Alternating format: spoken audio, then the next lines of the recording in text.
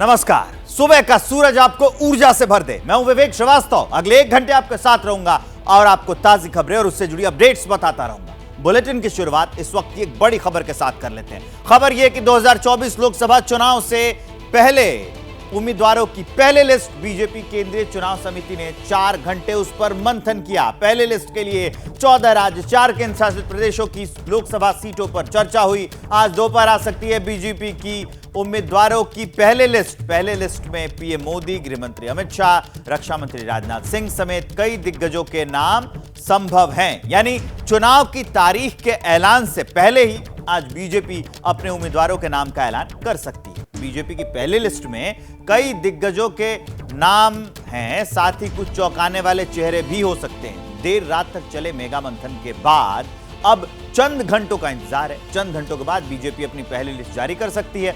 BJP की पहली list में खासतौर पर उन सीटों पर फोकस रहने की चर्चा है जिन पर 2019 में बीजेपी चुनाव हार गई थी। सूत्रों के मुताबिक इन सीटों पर पहली लिस्ट में उम्मीदवार घोषित कर बीजेपी चुनावी तैयारी की ओर अपने आप को मजबूत करना चाहती है।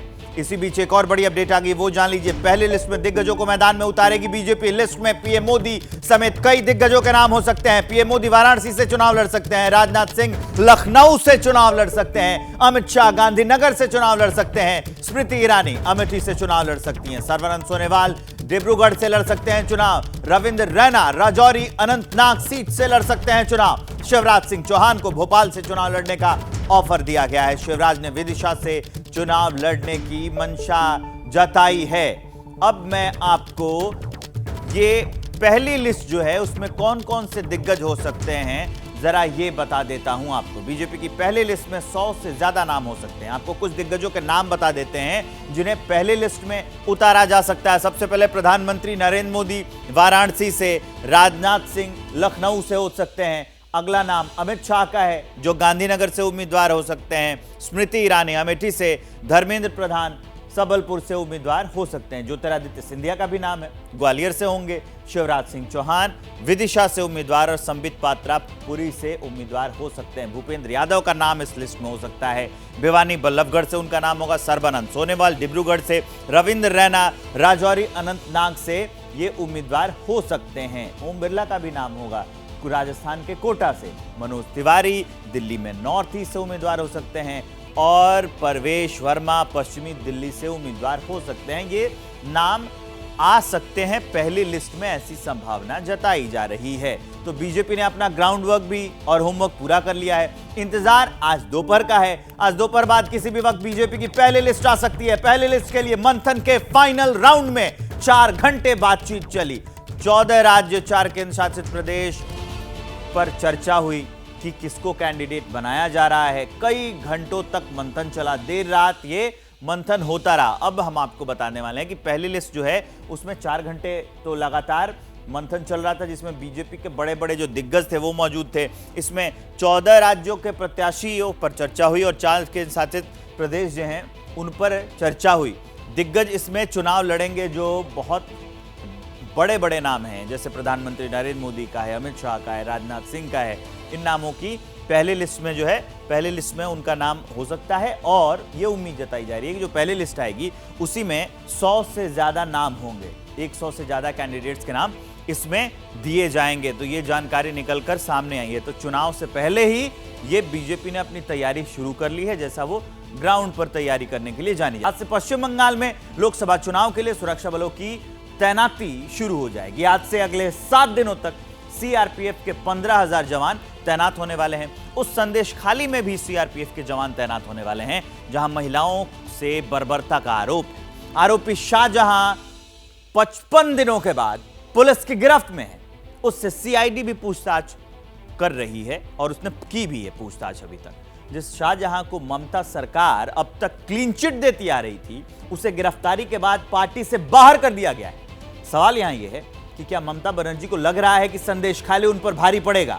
बंगाल में चुनाव तैयारियों के बीच ये समझने के लिए एबीपी न्यूज की टीम उत्तर 24 परगना के ही बनगांव लोकसभा क्षेत्र में पहुंची। वहां के जमीनी हालात क्या हैं, इस रिपोर्ट में देखिए।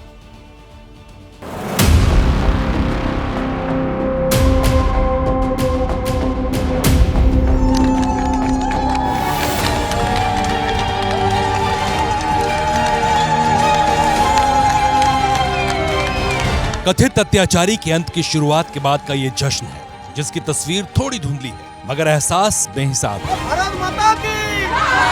सनकी शाहजहां की गिरफ्तारी के बाद संदेश खाली की महिलाओं का आत्मविश्वास कुछ यूं आकार ले रहा है। जब संदेश खाली की औरतें झूम रही थी, उसी वक्त क्रूरता की पराकाष्ठा पर तांडव करने वाला आरोपी शाहजहां बशीरहाट की अदालत ने सनकी शेख के लिए रत्ती भर भी सहानुभूति दिखाए बगैर 10 दिनों की पुलिस हिरासत में भेज दी। मगर पुलिस के सामने भी सनकी शाहजहां की ठसक बाकी है, उससे कई सवाल हैं। शाहजहां शेख महफूज ठिकाने पर ममता सरकार की दामने रहमत में कहीं पर महफूज था और अब उसे दोबारा हिफाजत देने के लिए वह ईडी और सीबीआई के द्वारा गिरफ्तार न किया जा सके, वो पश्चिम बंगाल पुलिस की मेहमान नवाजी में चला गया है। दिन में प्रॉन, रात में मटन, 5 स्टार का स्टोरी। ये ममता बनर्जी गुंडों को, अपराधियों को, देशद्रोहियों को, देश को तोड़ने वालों को पूरी तरीके से संरक्षण देना चाहती हैं और वह पश्चिम बंगाल को एक तरीके से पाकिस्तान बनाना चाहती है। भारतीय जनता पार्टी की लगातार आंदोलन की वजह से ये सरकार बाध्य हुई शेख शाहजहां को गिरफ्तार करने। बीजेपी की इस आक्रामकता के बीच दीदी की पार्टी ने शेख शाहजहां से किनारा करने की कोशिश भी की। उसे 6 सालों के लिए पार्टी से बाहर कर दिया गया है। डैमेज कंट्रोल की कोशिश की जा रही है। शेख शाहजहां की आज की अरेस्ट के बाद यह सबूत होता है कि तृणमूल कांग्रेस सरकार इनको राजधर्म पालन करना आता है। जिस तरीके से ये जीरो टॉलरेंस टू करप्शन से मुंह पे नहीं बोलता है, काम में करके भी दिखाती है। 55 दिनों की फरारी के बाद जिस तरह अदालती फटकार के बाद शेख शाहजहां की गिरफ्तारी हुई और फिर अब पार्टी से बाहर किया गया, उससे सवाल है क्या टीएमसी समझ चुकी है कि शाहजहां प्रेम से नुकसान होगा? क्या बीजेपी को संदेश खाली कांड से बड़ा फायदा मिलने वाला है या फिर ममता बनर्जी डैमेज कंट्रोल में कामयाब हो जाएंगे? इन्हीं सवालों की पड़ताल करने के लिए एबीपी न्यूज की टीम मौजूद थी पश्चिम बंगाल के बनगांव लोकसभा क्षेत्र में।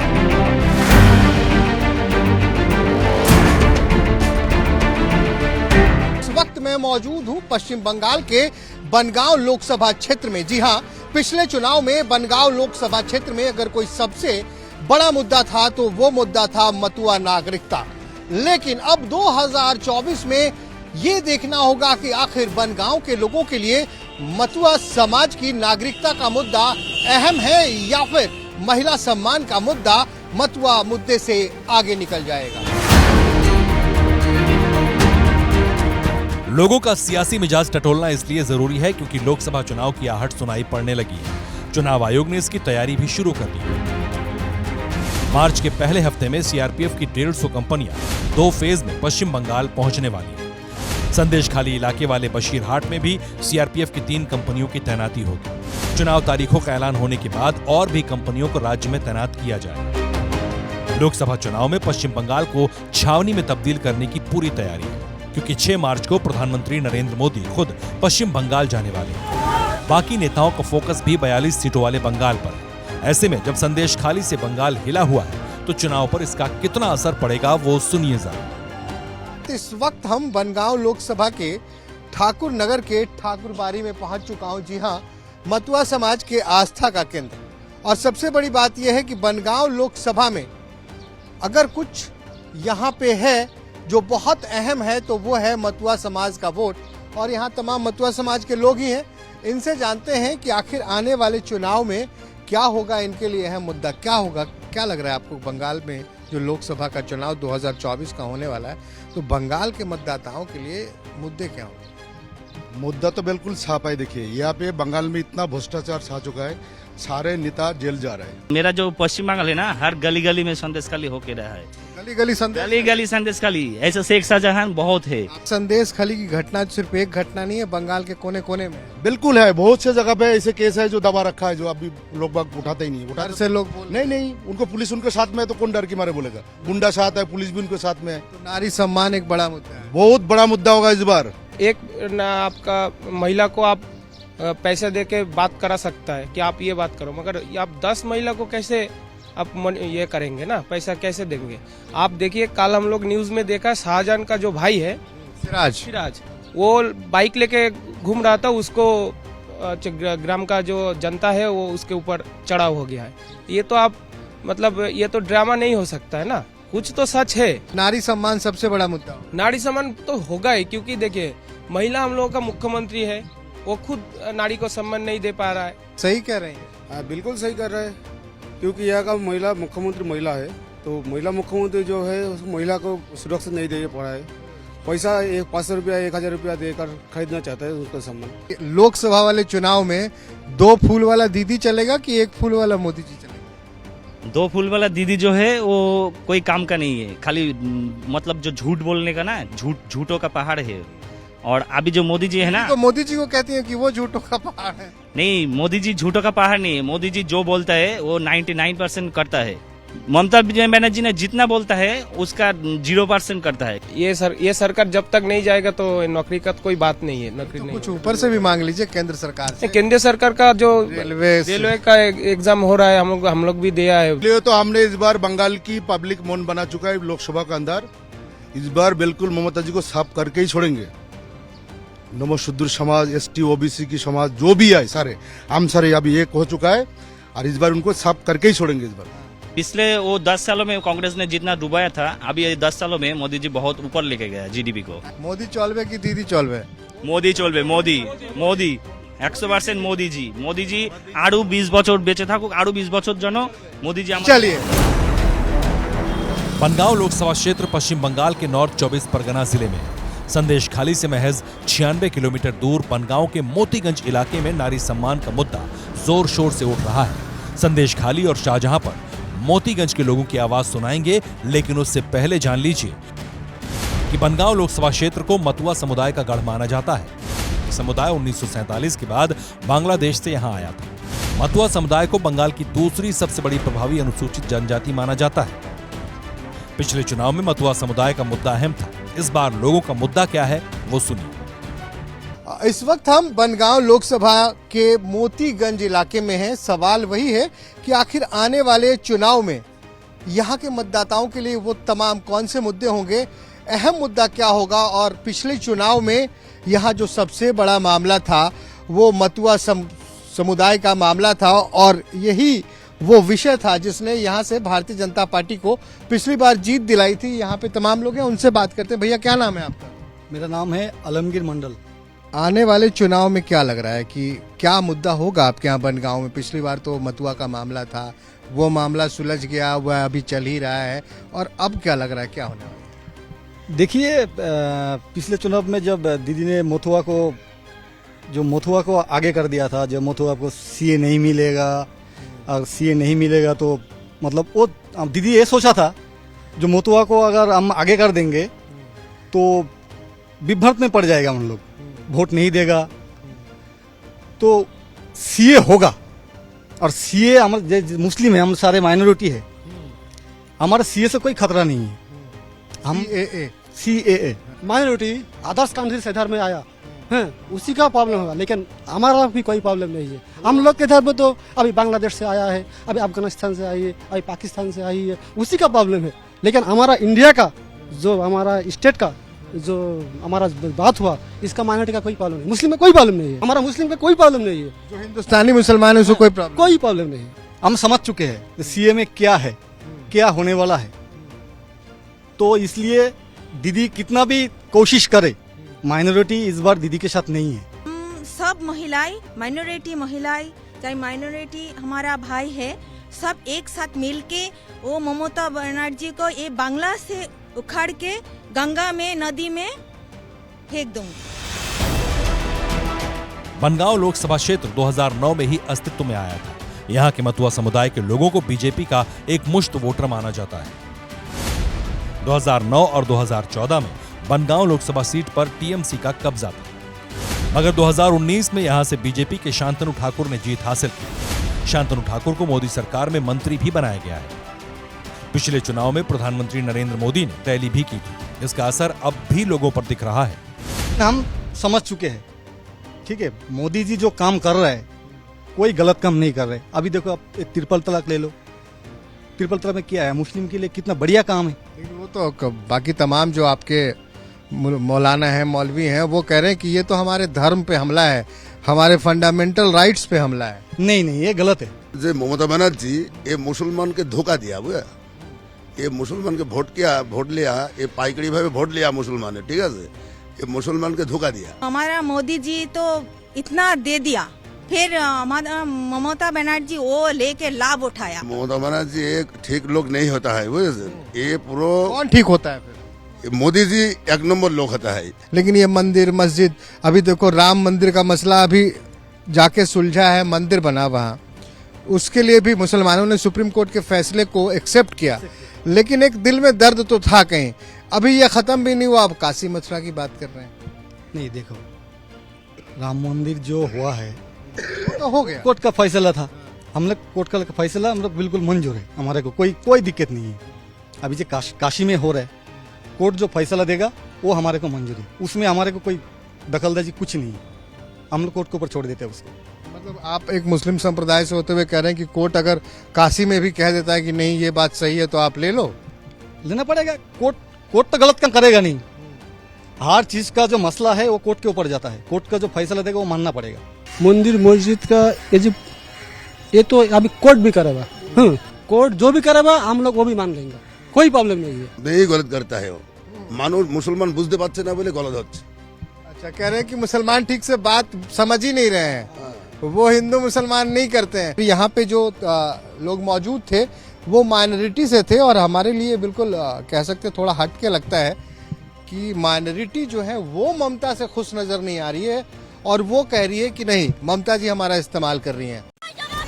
संदेश खाली को लेकर बंगाल में लोग उबल रहे हैं। बीजेपी के नेता लोगों के इस उबलते हुए जज्बात को नारी सम्मान की आंच पर अगले लोकसभा चुनाव तक उबालने की फिराक में है। यहाँ संदेश खाली कितना अहम फैक्टर होगा इस बार, उसे जानिए जरा।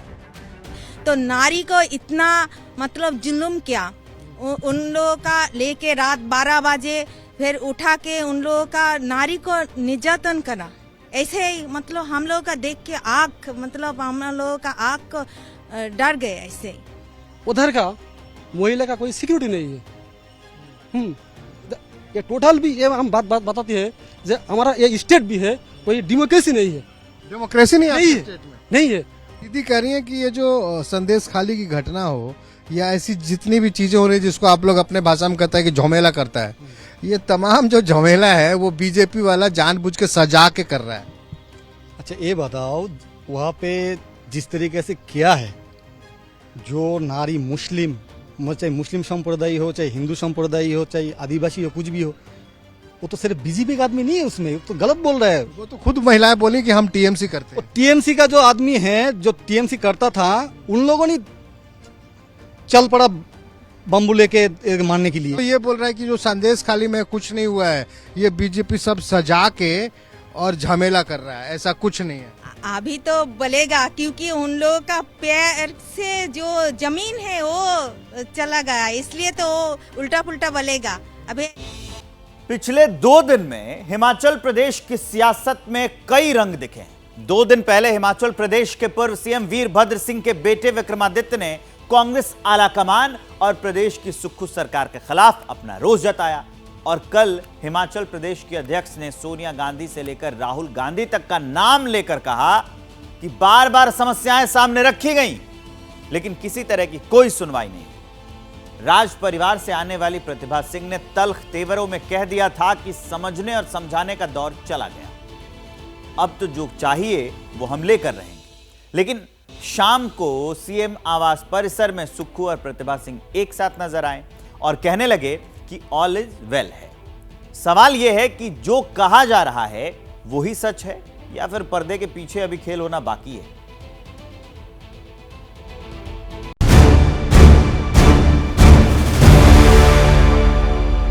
रानी साहब जिंदाबाद, रानी साहब जिंदाबाद, जिंदाबाद जिंदाबाद, रानी साहब जिंदाबाद, जिंदाबाद जिंदाबाद, रानी साहब जिंदाबाद, रानी साहब जिंदाबाद। सुना आपने, प्रतिभा सिंह जब हिमाचल प्रदेश की जनता के बीच पहुंचती हैं तो उनके नाम से नहीं बल्कि रानी साहिबा जिंदाबाद के नारे लगाए जाते हैं। रानी साहिबा जिंदाबाद जिंदाबाद जिंदाबाद, रानी साहिबा जिंदाबाद जिंदाबाद जिंदाबाद, रानी साहिबा, राजमाता, ऐसे कई संबोधन हैं जो हिमाचल प्रदेश के शाही परिवार से ताल्लुक रखने वाली प्रतिभा सिंह के लिए इस्तेमाल किए जाते हैं।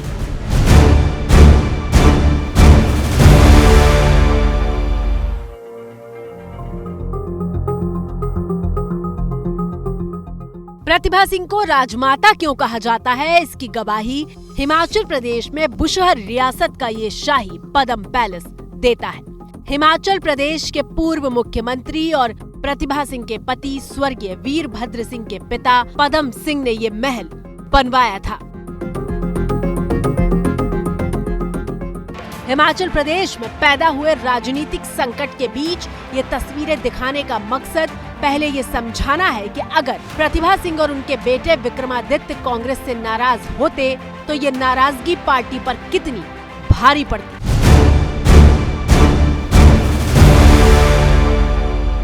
हिमाचल प्रदेश की जनता की भावनाओं को ध्यान में रखते हुए हमने जो भी कदम उठाया, हम हिमाचल प्रदेश की जनता हमारे साथ जुड़ी है। वीरभद्र सिंह जी की बहुत बड़ी लेगेसी हमारे साथ है। उनके क्या भाव थे, क्या वो हिमाचल प्रदेश के लिए चाहते थे, हम उन्हीं बातों को फॉलो करते हुए हमने हर कदम रखा है। अभी जो कल मीटिंग हुई है उसमें भी हमने ये बातें उनके समक्ष रखी है। तो विक्रमादित्य जी ने इस्तीफा दिया है, अभी वो अपने इस्तीफे पे कायम है?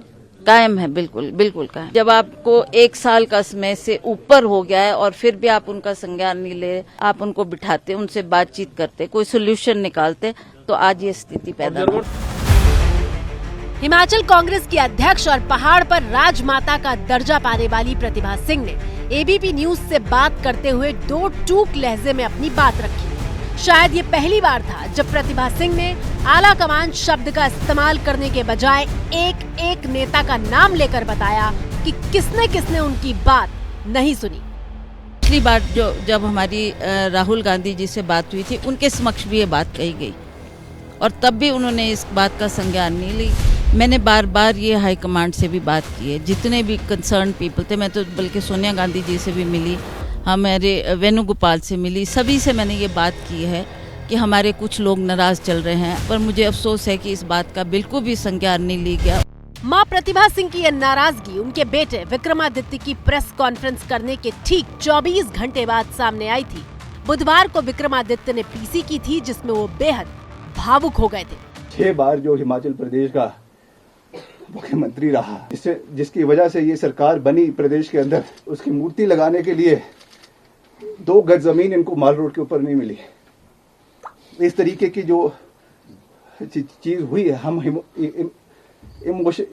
इमोशनल लोग हैं, इमोशनल पद से हमें कोई लेना देना नहीं है। मां और बेटे की शिकायत ये रही कि कांग्रेस पार्टी ने उनकी बात नहीं सुनी और 6 बार हिमाचल प्रदेश के मुख्यमंत्री रहने वाले वीरभद्र सिंह को उनके हिस्से का सम्मान तक नहीं दिया गया।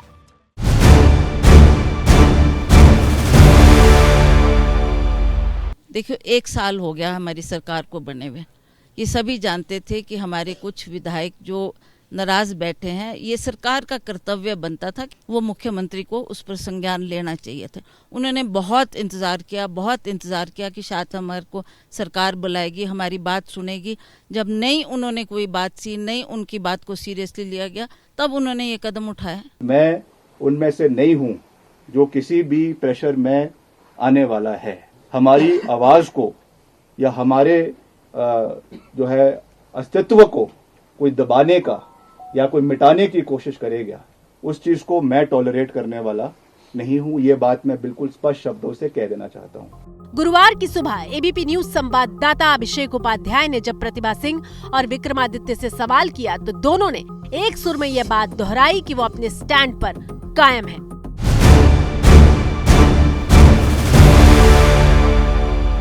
मिलने के लिए आप जा रहे हैं? हाँ जी बिल्कुल। प्रतिभा जी भी आपके साथ हैं? जी जी बिल्कुल। क्या है आपकी आज मिलने का मकसद, क्या है प्रतिभा जी? हमने जो बातें उनके सामने रखी है उसको सुनने जा रहे हैं। अच्छा, वहाँ संदेश है आपके पास, कोई बुलावा है? कुछ नहीं, हमने कल बात करी थी, उन्होंने कहा था कि फिर से बात करेंगे, तो इसलिए आज फिर से बात। एक राउंड की बात और होगी। हाँ बिल्कुल। अभी अपने इस्तीफे पर कायम है, ये मैं क्लियर चला रहा हूँ, कायम है ना अभी? हाईकमांड के पाले में है।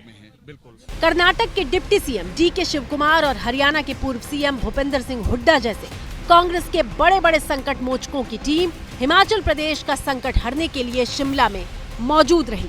तस्वीरें देखिए, डीके शिवकुमार लेकर पहुंचे हैं प्रतिभा सिंह और विक्रमादित्य सिंह को एक ही गाड़ी में। विक्रमादित्य सिंह ने इस्तीफा दिया और इसके बाद वो कल शाम जब पर्यवेक्षकों और प्रभारी से मिले, इसके बाद बाहर आकर के कहा कि वो अपने इस्तीफे के लिए दबाव नहीं बनाएंगे। एक तरफ कांग्रेस प्रतिभा सिंह और विक्रमादित्य को मनाने के लिए एड़ी चोटी का जोर लगाते हुए दिखाई दी, तो दूसरी तरफ बीजेपी मां और बेटे दोनों के लिए दरवाजा खोलकर खड़ी दिखाई दी। हिमाचल के पूर्व सीएम जयराम ठाकुर ने हिमाचल प्रदेश में सरकार बनाने को लेकर प्रतिभा सिंह को बीजेपी में आने तक का न्योता दे डाला।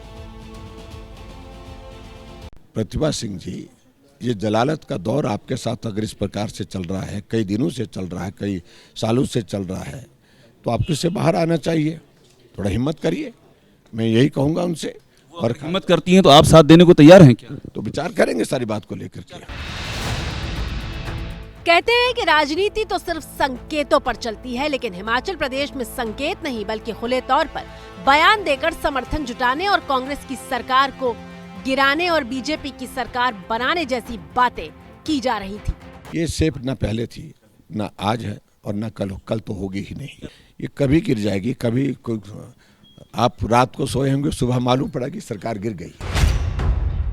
अब समझिए हिमाचल प्रदेश में हुआ क्या जो इतना बवाल मचा। मंगलवार को राज्यसभा की वोटिंग के दौरान कांग्रेस के 6 विधायक बागी हो गए। इन विधायकों ने क्रॉस वोटिंग करते हुए बीजेपी उम्मीदवार हर्ष महाजन को वोट दिया। नतीजा हुआ कि कांग्रेस के राज्यसभा उम्मीदवार अभिषेक मनु सिंह भी हार गए और इसके बाद सुक्खू सरकार पर खतरा मंडराने लगा। राज्यसभा चुनाव के अगले दिन यानी बुधवार को ही विक्रमादित्य ने खुलकर पार्टी और सरकार के प्रति अपनी नाराजगी जताई थी। देखिए, मैं जो करता हूँ वो ठोक बजा के करता हूँ, मैं किसी से डरता नहीं हूँ। मैं उनमें से नहीं हूँ जो किसी भी प्रेशर में आने वाला है। मेरा इस सरकार में बने रहना ठीक नहीं है, इसलिए आज मैंने ये निर्णय लिया है that I am resigning from the Council of Ministers। मैं इस सरकार से एक मंत्री के रूप में इस्तीफा दे रहा हूं जो मैंने निर्णय लिया है। विक्रमादित्य के इस्तीफे का ऐलान करते ही कांग्रेस में हड़कंप मच गया और उन्हें मनाने की कोशिशें तेज हो गई। सुक्खू ने भी दावा किया कि वो विक्रमादित्य को मना लेंगे। तो विक्रमादित्य का इस्तीफा स्वीकार करने का कोई औचित्य ही नहीं है, इसलिए आप ये कहना कि विक्रमादित्य जी ने का इस्तीफा स्वीकार कर लिया गया है, ऐसी कोई बात नहीं है। क्योंकि कुछ नाराजगी है उसको हम दूर करेंगे। लेकिन गुरुवार सुबह जब सीएम सुखविंदर सिंह सुक्खू के आवास पर दिए गए नाश्ते वाली बैठक में विक्रमादित्य नहीं पहुंचे तो लग गया कि हालात काबू में नहीं है। नाश्ते पर आप क्यों नहीं गए? इसकी बड़ी चर्चाएं हैं। बाकी सब पहुंचे, आपने नाश्ता यहीं कर लिया। नहीं, मैं नाश्ता वैसे कम करता हूँ। कांग्रेस से बगावत करने वाले 6 विधायकों को निष्कासित किया जा चुका था। इसके बाद हिमाचल प्रदेश में बहुमत का आंकड़ा 32 हो गया और सीएम सुक्खू की ब्रेकफास्ट डिप्लोमेसी वाली बैठक में 32 विधायक मौजूद थे। इस हिसाब से तो हिमाचल प्रदेश की सुक्खू सरकार को कोई खतरा नहीं दिख रहा था, लेकिन अगर इस दौरान 1-2 विधायक भी नाराज होते तो खेल पलट सकता है। हिमाचल प्रदेश में बीजेपी के 25 विधायक हैं। 3 निर्दलीय विधायकों का समर्थन बीजेपी के पास है। इस हिसाब से बीजेपी को बहुमत के लिए 4 विधायकों का साथ चाहिए और बागी गुट से बीजेपी को ये साथ मिलता है तो बाजी पलट सकती है। बीजेपी का क्या स्ट्रेटेजी, अब क्या सरकार चलेगी? 5 हमारी स्ट्रेटेजी कुछ नहीं, हम अपने साथियों को मिल रहे हैं। बीजेपी हिमाचल प्रदेश के शाही परिवार से ताल्लुक रखने वाले मां और बेटे की इस नाराजगी को भुनाने का मौका नहीं छोड़ना चाहती। प्रतिभा सिंह के असंतोष का समंदर आज से नहीं बल्कि 1.25 साल से हिलोरे मार रहा था। दरअसल प्रतिभा सिंह की टीस 14 महीने पुरानी है। 2022 विधानसभा चुनाव नतीजों के बाद विक्रमादित्य सिंह की मां और हिमाचल कांग्रेस की प्रदेश अध्यक्ष प्रतिभा सिंह खुद मुख्यमंत्री बनना चाहती थीं, लेकिन कांग्रेस आला कमान ने सुक्खू के नाम पर मुहर लगाई। सुक्खू जब सीएम बन गए तो प्रतिभा सिंह कैंप को नजरअंदाज करना शुरू कर दिया। हाल ये हो गया कि सरकार और संगठन में दूरियां बढ़ गई। 1 साल का ये जो कार्यक्रम है इसके बारे में मुझे ज्यादा जानकारी नहीं है, मुझे ज्यादा कॉन्फिडेंस में लिया नहीं गया, ना मुझे पता है कि किस तरीके से सरकार इसकी तैयारी कर रही है।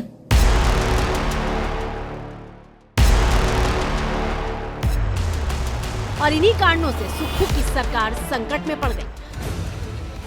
हालांकि गुरुवार शाम होते होते हिमाचल की सियासी बाजी पलट गई। सरकार के संकट मोचक बनकर शिमला पहुंचे डीके शिवकुमार मां बेटे को लेकर सीएम हाउस पहुंचे और शाम के 5 बजते बजते साझा प्रेस कॉन्फ्रेंस करके ऐलान कर दिया कि all is well. All of them have sorted out all their differences. All is well, nothing to worry. Government will stay for 5 years.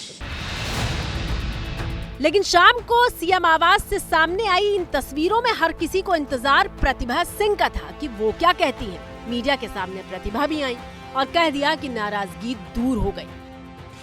Party पहले भी मजबूत थी, आज भी मजबूत है और जो कुछ छोटी मोटी बातें थी वो हमने बैठ के सॉर्ट आउट कर ली। सवाल ये है कि ये नाराजगी हमेशा के लिए दूर हुई है या फिर मौके की नजाकत को देखते हुए कांग्रेस नेतृत्व ने स्थिति को संभाला है। सवाल ये भी है कि बागी विधायकों का क्या होगा और बीजेपी का अगला कदम क्या होगा। जो आएगा खुद आएगा, अपनी मर्जी से आएंगे, जरूर आएंगे, जरूर पक्का 100% आएंगे। जयराम जी, हर्ष महाजन जी भी कह रहे हैं कि आएंगे जरूर। तो बिल्कुल निश्चित रूप से ये बात पक्की है। तो अब ये देखिए, ये बीजेपी का खेमा है, हंस रहे हैं, मुस्कुरा रहे हैं, मॉल रोड पे चल रहे हैं। और दूसरी तरफ अगर कांग्रेस की बात करें तो कांग्रेस में बैठकों का दौर जारी है, नेगोशिएशंस हो रही हैं। डीके शिवकुमार हो, भूपेंद्र सिंह हुड्डा हो, वो विधायकों को समझाने की कोशिश कर रहे हैं। तो कुल मिलाकर ये तस्वीरें भी बहुत कुछ बयां करती हैं कि हिमाचल की राजनीति जितनी शांत और स्थिर दिखाई दे रही है, अभी हलचल बाकी है। क्योंकि नेता प्रतिपक्ष जयराम ठाकुर और हर्ष महाजन, जो कि निर्वाचित हुए राज्यसभा के सांसद अभी उन्होंने भी साफ तौर पर कहा कि सरकार गिरेगी, यानी वो बार बार ये दावा मजबूती से कर रहे हैं। कैमरा पर्सन भूपेंद्र के साथ रोहित सिंह सावल, शिमला, एबीपी न्यूज।